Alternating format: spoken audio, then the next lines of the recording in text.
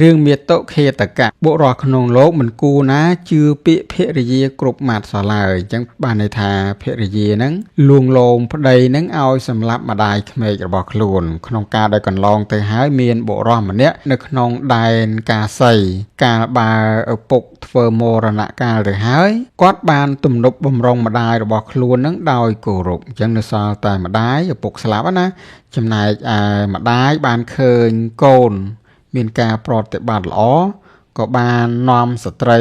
ម្នាក់ដែលមានរូបសម្បត្តិស្រស់ស្អាតប្រឹមប្រិយផ្ចង់ផ្ដើមឲ្យមានភរិយាស្វាមីអញ្ចឹងទៅចំណែកឯនាងនោះលោកឪពុកក៏បានស្លាប់ចោលតាំងអំពីក្មេងហើយនៅសល់តែម្ដាយដូចគ្នា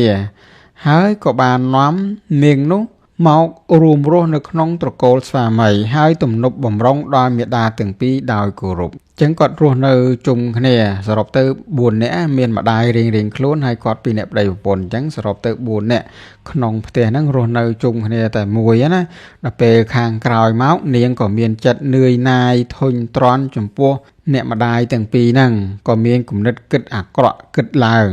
គិតថានឹងសម្លាប់ម្ដាយក្មេកចោលបាននិយាយញុះញង់ស្វាមីថាឥឡូវនេះយើងគិតសម្លាប់ម្ដាយយើងចេញព្រោះ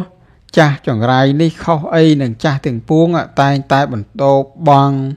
ម៉ូតលាមកទឹកនោមដាក់ពេញផ្ទះសម្បែងហើយច្របាច់លេងដូចជាកូនក្មេងទៅនឹងកើតអញ្ចឹងបើឯងមិននៅពេលណាហើយគាត់ធ្វើបាបតែអញឲ្យវេទនារាប់មិនឈ្នះនោះទេបើដូច្នោះយើងគិតនឹងសម្លាប់គាត់ទៅឬបុរសជាស្វាមីបានឮភរិយារាយរាប់ប្រាប់ជាញយដូច្នោះហើយក៏និយាយថាការដែលសម្លាប់មនុស្សនីមួយមិនងាយទេក្រណាភរិយានោះក៏បាននិយាយតបទៅវិញថាបើពិតស្វាមីការសម្លាប់នឹងវាជារឿងដែលងាយទេមើលតែគាត់ដេកលក់យើងចងក្រេហើយសែងទៅទម្លាក់ក្នុងទឹកស្ទឹងខាងក្រោយផ្ទះយើងទៅឲ្យពួកសត្វត្រីមានឆ្លាមមកកទំពាស៊ីទៅបុរសជាស្វាមីបានសួរប្រពន្ធថាម្ដាយអញគាត់ដេកនៅកន្លែងណាហើយម្ដាយឯងដេកនៅកន្លែងណាអញ្ចឹងប្តីយល់ស្របតាមប្រពន្ធណាក្នុងការសម្លាប់ម្ដាយរបស់ខ្លួនអញ្ចឹងសួរថាដេកនៅកន្លែងណាឡើយណីភរិយាក៏បានប្រាប់ថាម្ដាយអ្នកសម្រាននៅឯខាងនេះហើយម្ដាយខ្ញុំសម្រាននៅឯខាងនោះស្វាមីស្ដាប់ប្រពន្ធដូច្នោះហើយក៏បានប្រាប់ថាចូលនាងឯងចងក្រេម្ដាយអញទុកឲ្យស្រេចទៅដល់យប់ជ្រៅយើងនឹងសែងទៅទម្លាក់នៅក្នុងទឹកស្ទឹងភរិយាដល់ពេលអញ្ចឹងទៅមានសេចក្តីត្រេកអរធ្វើតាមបង្គាប់ស្វាមីហើយក៏ដេកលក់ទៅបុរសជាស្វាមីបានដឹងថាភរិយារបស់ខ្លួនដេកលងលក់ទៅហើយក៏ចូលទៅស្រាយចំណងអំពីក្រេម្ដាយរបស់ខ្លួនចេញហើយយកខ្សែទៅចងក្រេម្ដាយក្មេកវិញដល់ពេលចងសពគ្រប់រួចអស់ហើយដើរចូលទៅដាស់ភរិយាថាណែក្រោកឡើងយើងល្មមដល់ពេលសែងដូនចាស់ទៅទម្លាក់ចោលហើយណាជនទាំងពីរនាក់ក៏មនីសែងក្រេយកទៅទម្លាក់ក្នុងទឹកស្ទឹងខាងក្រោយផ្ទះនោះបាត់ទៅ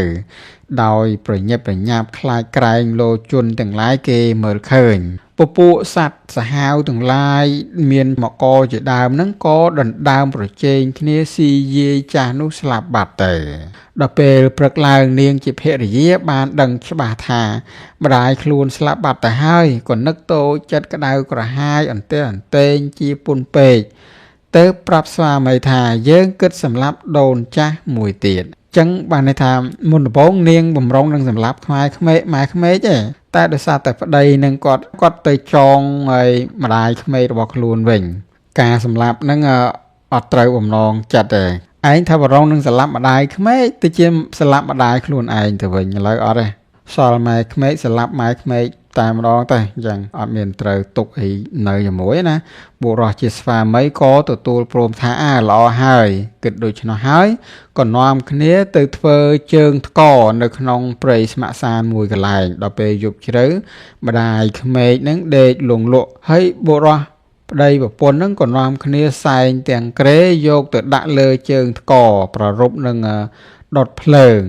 ហើយដល់ពេលជូនពេលនោះភ្លេចដាក់ភ្លើងយកទៅតាមក៏នាំគ្នាត្រឡប់មកយកភ្លើងវិញ បានចឹងការពីអតីតកាលហ្នឹងសំបីតាភ្លើងហ្នឹងគឺប្រកាសដោយក្រណាផ្លិចយកភ្លើងទៅអញ្ចឹងត្រឡប់មកវិញណាកាលដែលជនទាំងពីរត្រឡប់មកផ្ទះវិញហើយយាយចាស់នោះក៏ភ្ញាក់ឡើងក៏ក្រោកអង្គុយដោយត្រូវសន្សើមតិចខ្លាំងលុះដល់ពេលមើលទៅ